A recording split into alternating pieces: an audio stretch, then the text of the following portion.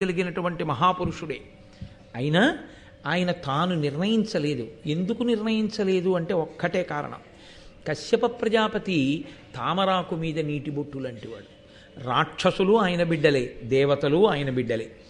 ఆయన మాత్రం ఎప్పుడూ బ్రహ్మజ్ఞానంలో రమిస్తూ ఉంటాడు.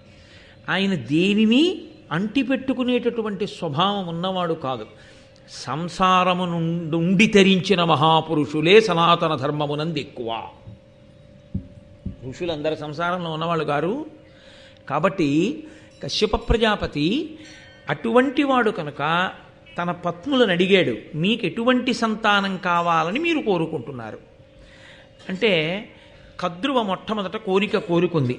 అనలతేజులు దీర్ఘతేహులునైన ఎట్టి తనూజులన్ వినుత సత్వుల కోరె కద్రువ వేవురం కడువేట్కతో వినత కోరె సుపుత్రులన్ భుజవీర్యవంతుల వారికంటెను బలాధికులైన వారి కడింది వీరుల నిద్దరం.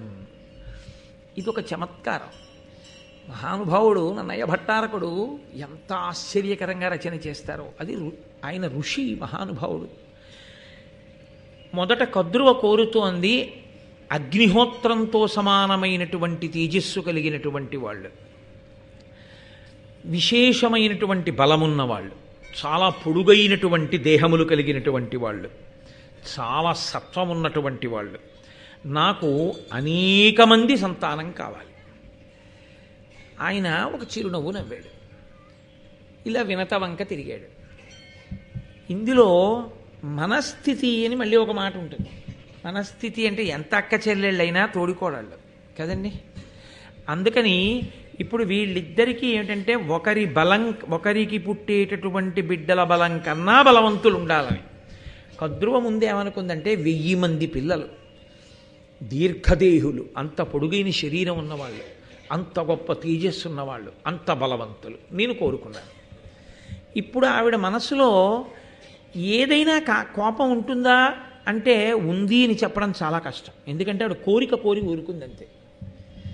వెంటనే వినత వంక చూశాడు కశ్యప ప్రజాపతి.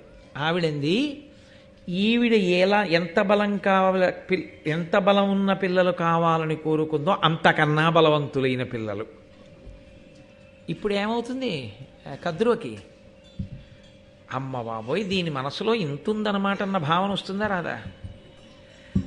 ఈమె ఎంత బలవంతులైన బిడ్డలు కావాలని కోరుకుందో అంతకన్నా బలవంతులైనటువంటి బిడ్డలు సుపుత్రులన్. ఇది చాలా గొప్ప మాట వేసింది. ఒక తండ్రి సంతోషించవలసినటువంటి మాట అక్కడ వేసింది. ఇది